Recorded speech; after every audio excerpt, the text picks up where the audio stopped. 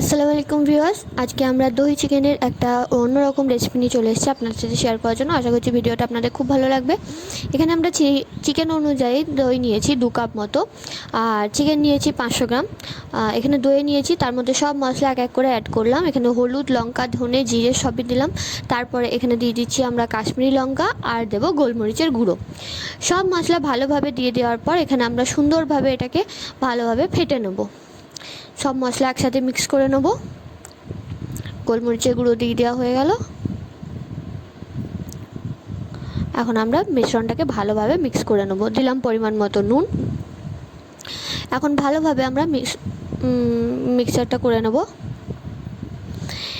এরপর আগে থেকে ভালোভাবে ধুয়ে পরিষ্কার করে কেটে রাখা চিকেনটা এর মধ্যে ম্যারিনেট করে রেখে দেবো প্রায় 30 মিনিটস মতো।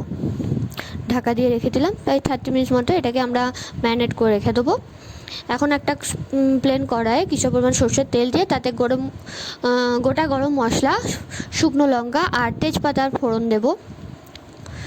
সেটাকে হালকা একটু নেড়ে চেড়ে নিয়ে একটু ভাজা হয়ে গেলে তার মধ্যে আমরা অ্যাড করব এর মধ্যে পেঁয়াজ বাটা।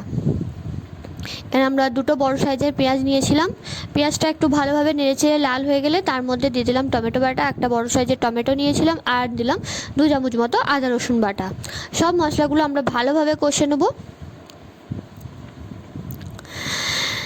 মশলাটা সুন্দরভাবে কষা হয়ে যাবার পর যখন তেল ছেড়ে দেবে তার মধ্যে আমরা পরিমাণ মতো নুন দিয়ে দেবো আর দিয়ে দেবো সব মশলা একটু একটু করে।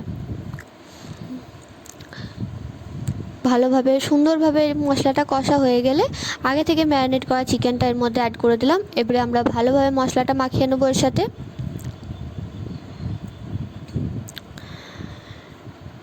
দেখতে পাচ্ছেন চিকেনটা কত সুন্দর কালার এসেছে। এইভাবে কন্টিনিউয়াসলি নেড়ে যেতে হবে। নেড়ে নেড়ে চিকেনটা একদম কষে দিতে হবে। দিলাম ওপর থেকে 2টো চেরা কাঁচা লঙ্কা। কিছু পরিমাণ জল দিয়ে এইভাবে আমরা কিছুক্ষণ ঢাকা দিয়ে ফুটতে দিয়ে দেবো। আর হয়ে গেলে ওপর থেকে গরম মশলা দিয়ে সার্ভ করে নেবো। আশা করছি ভিডিওটা আপনাদের খুব ভালো লাগবে। ভালো লাগলে লাইক, কমেন্ট, শেয়ার করতে একদম ভুলবেন না। আর আমাদের চ্যানেলে নতুন থাকলে অবশ্যই চ্যানেলটিকে সাবস্ক্রাইব করে দেবেন। Thank you so much. বাড়িতে অবশ্যই একবার বানিয়ে দেখবেন।